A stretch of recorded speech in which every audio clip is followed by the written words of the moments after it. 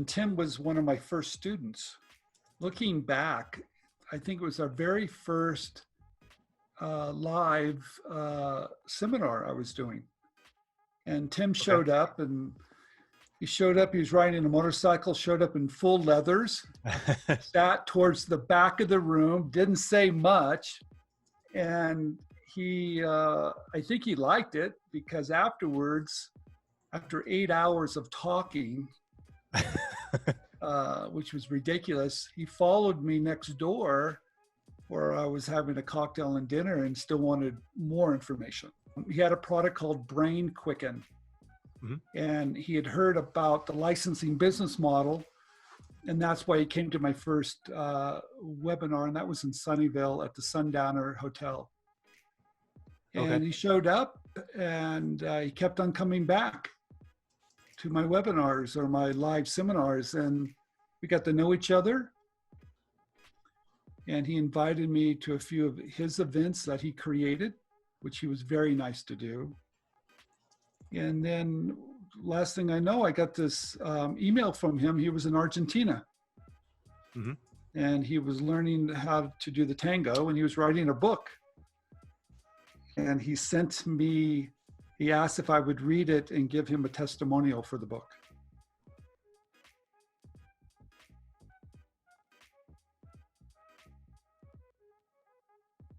Probably licensing your ideas. And at the time, we probably had some big title, I don't remember, but it was basically licensing as an alternative business model to venturing. Recognized very quickly that I had hacked the system. That's what he was interested in. I had figured out a way to bring your creativity to market without starting a business. Gotcha. So he was all about how to speed things up, right? So this fit into what he wanted to do personally. He didn't want to run his business Brain Quicken any longer. And he was fascinated how he could license that product to somebody else.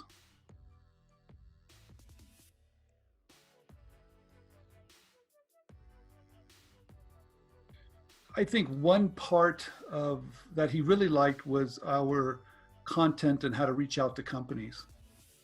And I think he wrote about that.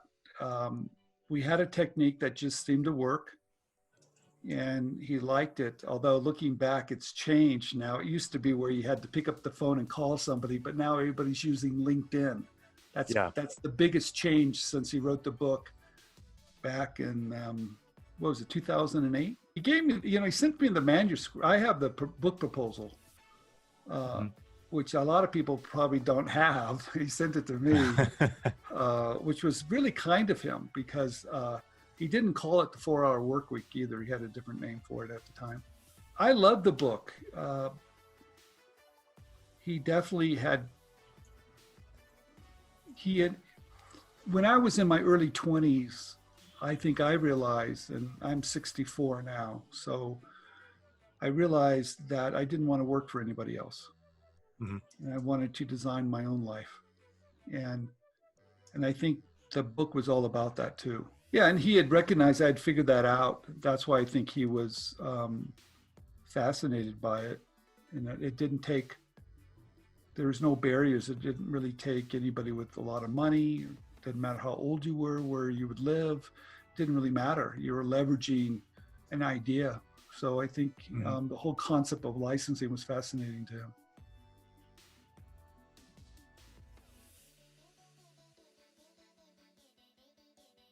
When I met Tim, there was just myself and my partner, Andrew Krause.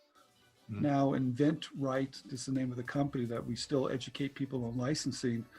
There's about 25 of us. So it's grown tremendously since I met Tim. And I think that has to do with open innovation company that are looking for ideas. I think it's grown tremendously. I think Shark Tank helped. I think Tim helped me. I mean, no one ever called me until Tim wrote about me. I had to be real honest. In fact, it was so odd because the phone never rang, right? I mean, I was doing it because I just loved it. I didn't think anybody would ever care. Uh-huh. And the minute his book came out, I remember people were calling, and I said to my wife, I don't know what's going on. Something happened because no one ever called us. So it was Tim. So what has changed? More and more companies have opened their doors to look at ideas from us. That has changed. It went from, it was basically in a couple industries, but now it's in just about every industry. All right. And open innovation is basically the concept where companies realize that if I open my doors and let people submit ideas to us, the chances I'm going to find one, I'm going to crowdsource ideas by the masses. I might have 15 people in the back room coming up with ideas, which is great. But if I open the doors, I could have tens of thousands of people submitting us ideas, and it's absolutely free until we take one. And when we take one, then we have to pay that person royalties. So what's changed is the volume of companies now have opened their doors to creative people like us. That's changed.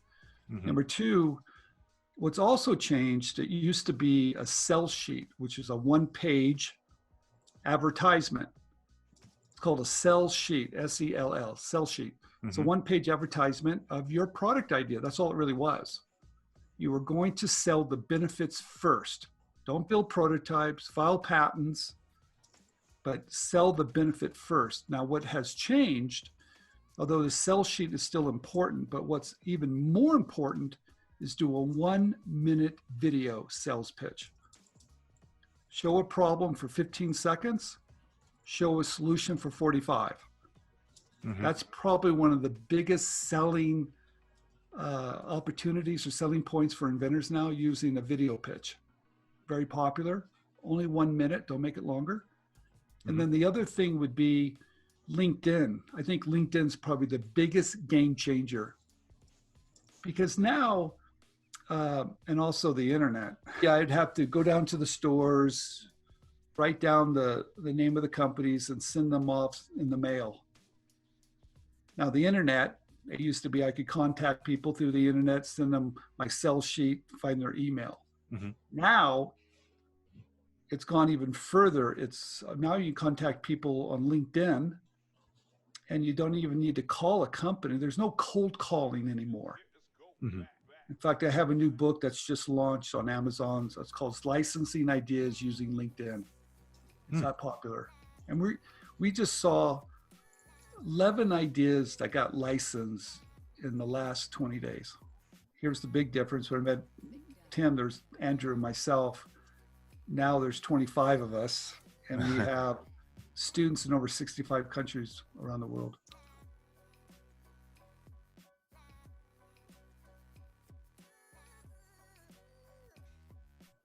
Our goal is to educate. So I see. The same 10 steps I was teaching Tim and the audience are the same 10 steps I teach today. It has not changed. Now, some things have changed, like sell sheets or video pitches or using LinkedIn. Yes, it's more current. But the same 10 steps are the same 10 steps we taught, Tim back in 2007, which I've used my whole career. In inventRight, we do not submit ideas for people. We don't do that. Okay. We don't, but we do show them how to create great marketing material. We do help with that. We do help them file provisional patent applications. We show them how to do that to protect your ideas. We show them how to do that with the program we have, and we have a directory of companies looking for ideas.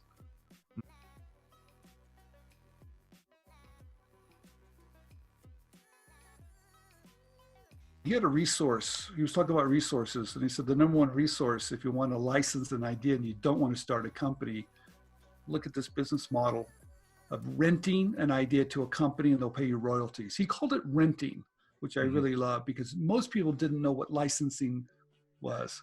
Right. So he called it renting, and a lot of people, including myself, don't have the time, the money, the experience, or even the desire to start a business. So this was a huge opportunity for a lot of people. 10 steps required that you didn't have to have a patent, you didn't have to have a prototype, you didn't have to start a business. I could do it anywhere in the world at any age. Mhm. It broke down. It was the big hack.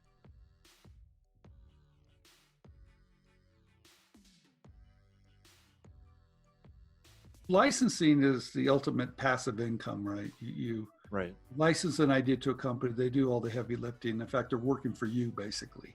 Right. So that gives you a great amount of freedom to design your life. That's what I think Tim liked.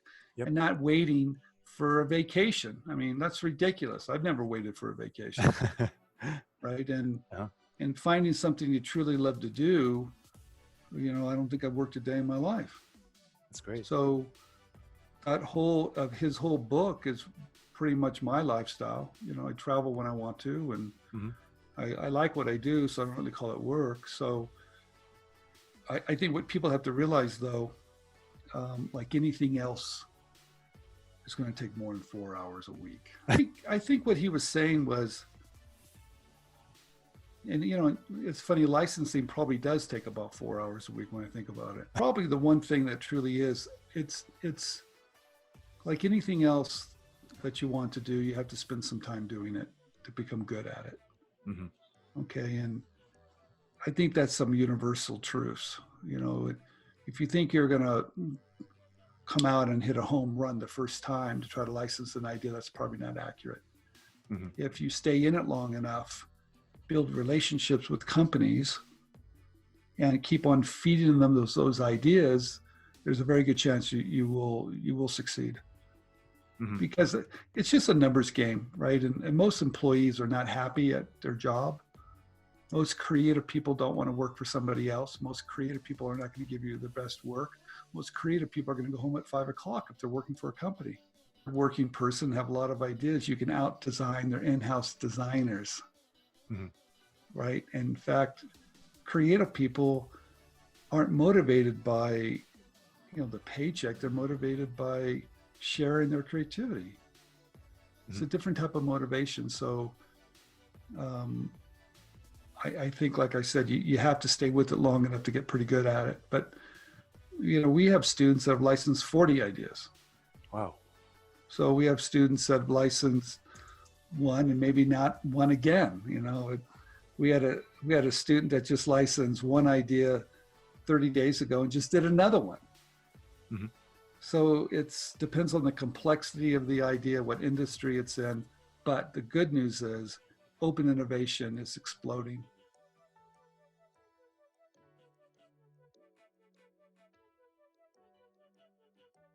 I think I had a great imagination as a child, but I didn't know where to focus it. I was at Santa Clara University in California studying economics, Mhm. and I really didn't like that at all. And just by chance, I took an art class just to take a break, and fell in love with working with my hands. I knew the moment. See, what happens when you work with your hands, you just lose. You lose. I mean, something happens where there's no time. Mhm. I mean, it just kind of fades away. It's not like, hey, I want to get done. It's just like, hey, I want to do this more. And so Mhm. I knew then this is what I wanted to do for the rest of my life. And my father even told me, because I went home, I said, Dad, I want to be an artist. And he said, well, do you draw? And I said, no. And he says, well, you must want to paint, right? And I said, no. And he gave me the opportunity to jump off the ledge. Okay. He said, my father loved what he did. He said, look, if you really find something you love to do, you'll never work a day in your life. That's great. Yeah. So he gave me permission and welcomed it. And I didn't really, at the time, I didn't know what a brave thing that was for him to do as a father. I'm over at another school. I transferred to San Jose State University, and I was ready to graduate. And I thought I graduated. But my silkscreen teacher didn't pass me for 3 units. Unbelievable. But I never cared, never went back, never looked back. And I thought, I won't need a degree. I won't need any of it. What I'm going to need is be pretty good at my craft, figure out how to sell it. And I knew I wasn't going to be a fine artist. But Okay. I did know if I could create something at which I could sell, if I could figure that out, and I did fairly shortly, I did figure it out. I sold stuff at street corners, county fairs, state fairs. Hmm. It's just something I made, didn't require, it just required fabric. It was no big deal. But I learned a lot about the lesson of designing quickly, testing quickly, Hmm. and something doesn't sell, kick it to the curb as fast as you can and come up with something new.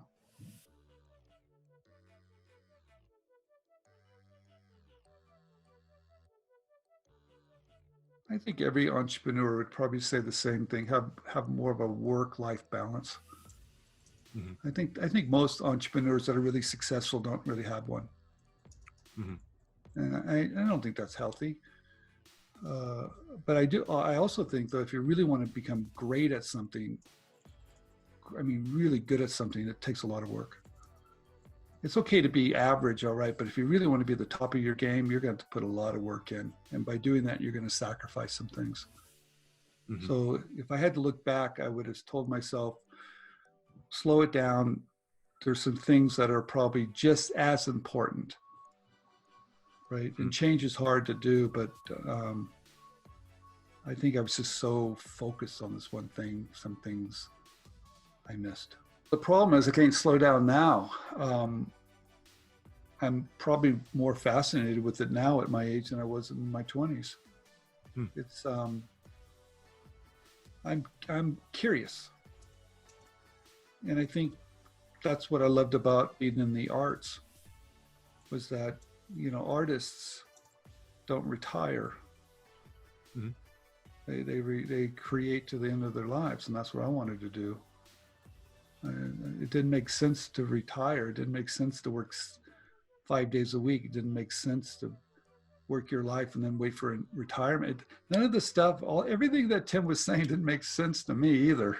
He brought it all together and shook up a whole generation. Right. But I felt the same way, and I'm older than Tim, so I felt the same way. Mm-hmm. I think that's how we found each other.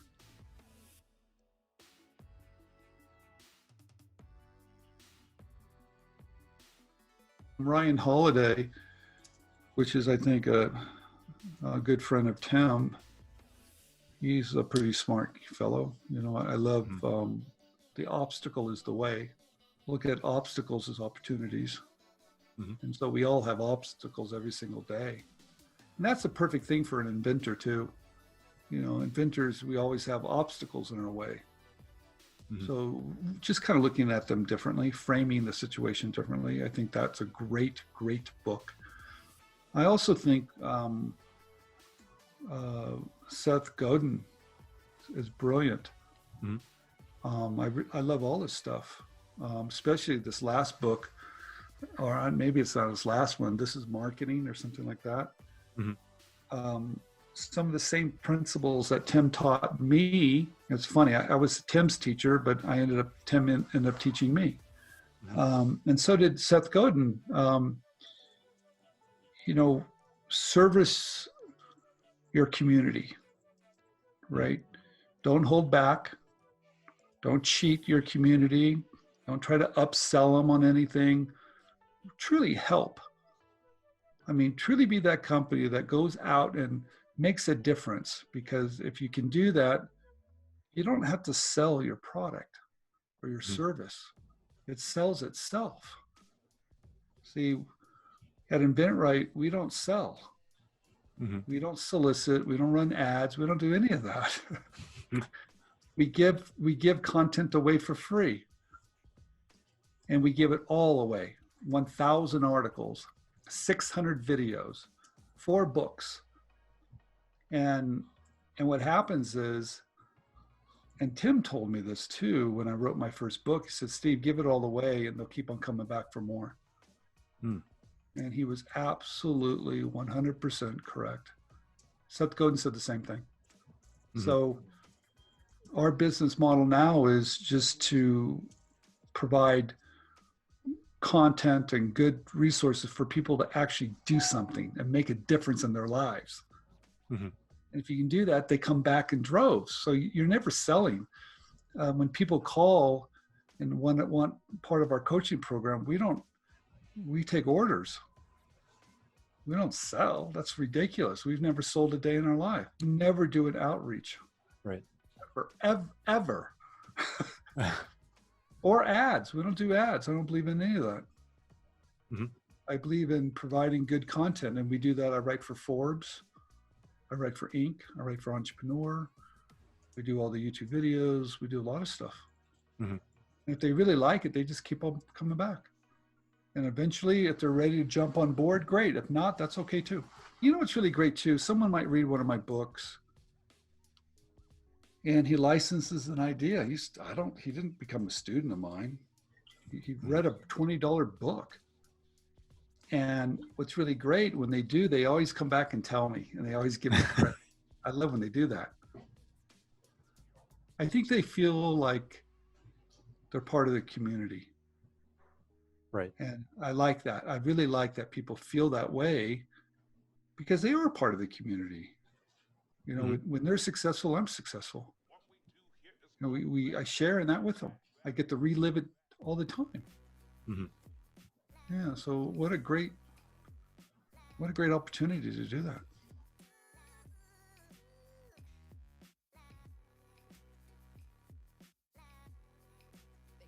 In the old days, you know, I would go down to the store and find a company I like, certain products they were selling. See, I did a little bit differently than inventors do. Mm-hmm. I'd go down to the stores, and if I liked a company's product, I would study it, and then I would send them ideas. I would contact them and send them ideas. And back then, I did a lot of fax. You know, I had a fax machine. I'd fax them my sketches. That's awesome. And if they liked it, they would tell me, yeah, I'll take it. That's how easy it was. It wasn't complicated. The Michael Jordan wall ball, which you see over there, Yep. that's just an indoor Nerf basketball game. Instead of being square, it's in the shape of Michael Jordan. And that was licensed to Ohio Art, and that sold for over 10 years.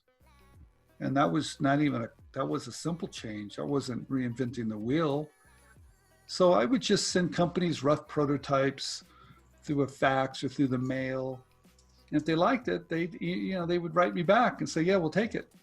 I would call them up first and tell them I'm an inventor, I said product developer. And mm-hmm. I said, I'd like to submit an idea to your company. Do you take outside submissions? And they said, yes. And they would send me to the right guy. And some of them had departments. And then I would call the person. I said, hi, I'd like to send you some stuff. They would say, go ahead, send it to me. Yeah. That's how easy it was. It wasn't complicated. Mm-hmm. And like I said, one of the first ones was the Michael Jordan wall ball. And I remember I sent it on April 9th. I forgot the date. But 3 days later, they sent the contract. Wow. And it sold for 10 years, had its own commercial with Michael Jordan. The first year, the royalties were about $100,000. Let me show you some other simple ones that will really surprise you. I used to send companies a one-line description of my ideas. I wouldn't even make a prototype. And this one company was looking for Valentine ideas for Valentine's. And I went down to Hallmark and looked at all the different cards during Valentine's. And I came up with this idea. I called it Sweet Darts. And the description was a plastic arrow with the suction cup with the message, I'm stuck on you. Took it off just a one-line description. That's amazing. Yeah, no, there's tons of it. Companies are looking for good ideas. I didn't realize what was happening until they invited me down, because I had licensed to this one company, probably 20 something products, a lot.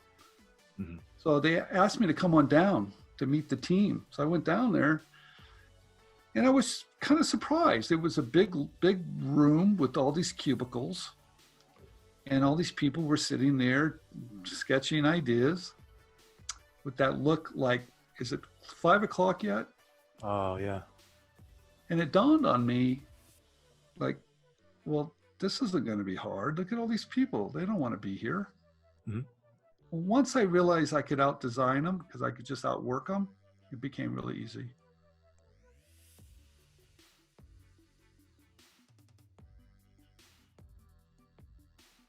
Taylor Swift, for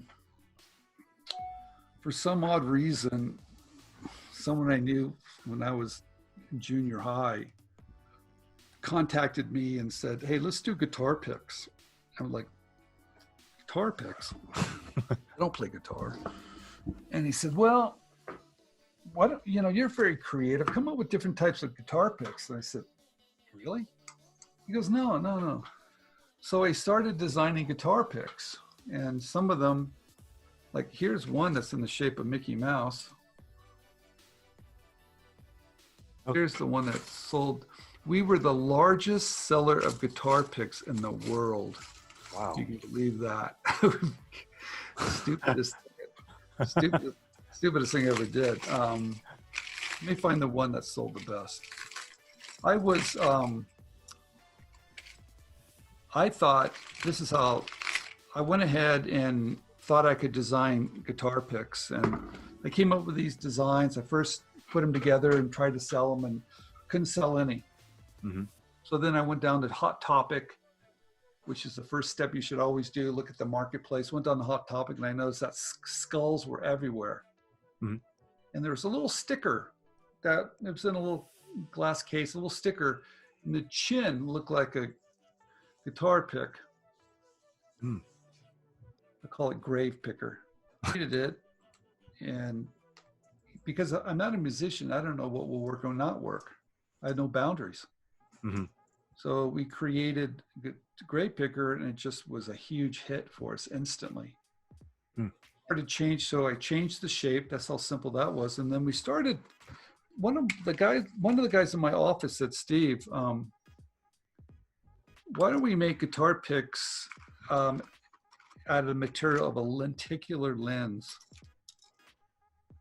I don't know if you can see that, but I said, "Really?" He said, "No, it's pretty cheap." So we made guitar picks out of a lenticular lens, and we became a Disney licensee.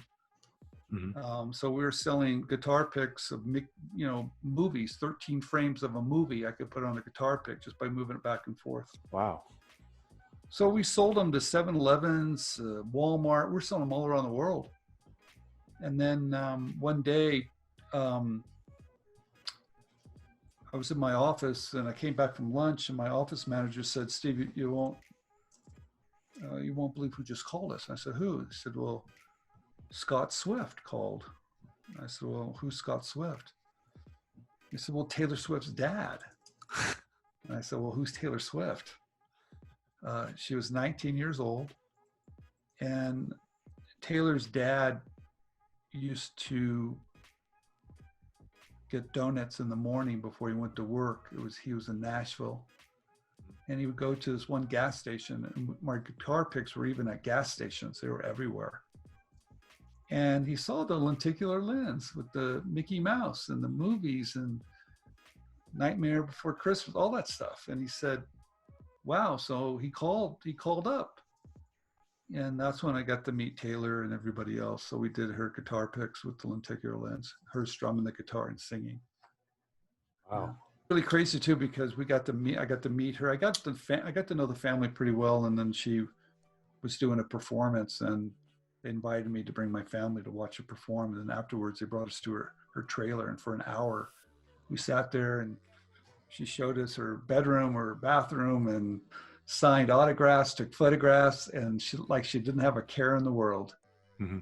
The most amazing entrepreneur I've met, because she had the skill of really connecting, and she had the skill of really knowing her audience, and she was so likable at 19. She had just licensed her brand at Walmart, and she was just hitting the chart. She was getting bigger and bigger and bigger. Mm-hmm.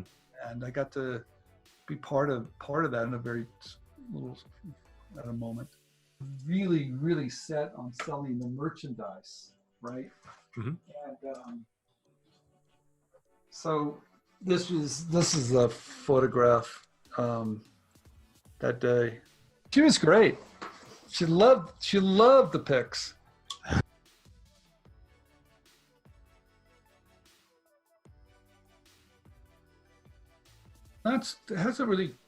That hasn't changed for me. Okay. I like that we have so many distribution points. It used to be when I jumped in, there wasn't anything online. Hmm. When I was doing the guitar picks, that was online as well. But we're still, I've been heavily involved in, retail, brick and mortar. Um, what is, I guess what's changed is there's just more places to sell stuff. Okay. I mean, that to me, it's to the point of being ridiculous. And I think what else has changed, or maybe hasn't changed, there's just more opportunity. It's easier. I mean, think Hmm. about it. I don't even have to go down to a store anymore. I can see everything online. Yeah. I can file a provisional patent application for $70 to put patent pending. That's amazing. Hmm. I could reach out to a company on LinkedIn on my lunch break. It doesn't require anything. I mean, I can sell an idea and maybe spend a couple $100. I mean, that's unheard of. So that's that common thing that I think everybody's kind of fascinated with licensing. It's a thinking man's game. It's a creative game. It's not a start a business game. I mean, how many businesses can you start in your lifetime? But how many ideas do you have? Right. And I always thought it was pretty cool to have those companies working for me. I kind of giggled about that. Think about it. They're doing all that work for me, and they pay me a 5% royalty, and at the end of the day, maybe they net 10 to 15%, 20 maybe tops, and they're giving me 5. Hey, they're working for me.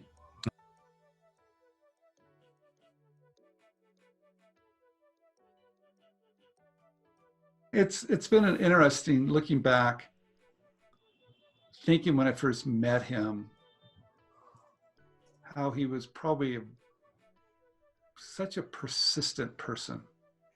Hmm. He was relentless of knowing everything.